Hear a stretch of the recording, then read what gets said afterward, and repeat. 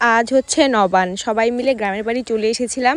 নবানের সাথে সাথে আজকে একটা বিশেষ দিন, সেটা হচ্ছে আমার তিতলি মানে আমার ভাস্তি, ওর জন্মদিন। ও পয়লা অঘ্রাণে ওর জন্ম।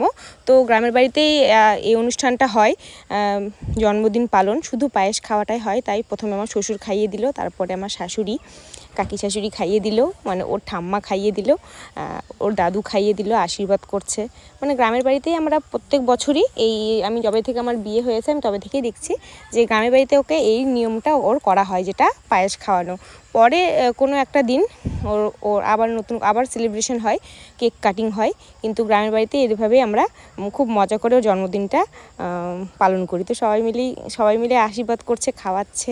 ওর বাবা খাইয়ে দিচ্ছে, এবার ওর মা দিল, সবাই মিলেই মজা করি। আর তো সবাই যে যেরকম পাচ্ছে, 20 টাকা 50 টাকা করে পাচ্ছে, বাচ্চা মানুষ তো ওটাতেই খুশি।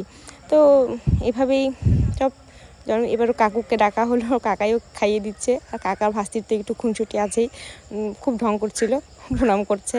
তারপরে এবার চলে গেল ওর ভাইও খাইয়ে দিচ্ছে, খাওয়াবে না করছে, তো খাইয়ে দিল।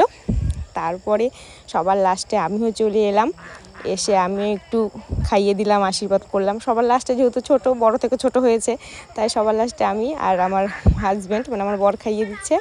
দিয়ে এখন একটু ফটোশ্যুট, তো সবাই মিলে একটু ফটোশ্যুট, আমরা 2 বউ মানে 2 জা আর তিতলি সাথে একটু ছবি তুলছে। বাবা বলছে একটু দাঁড়াও, ছবি তুলি তোমাদের। তো এইভাবেই আমাদের জন্মদিনটা পালন হয়।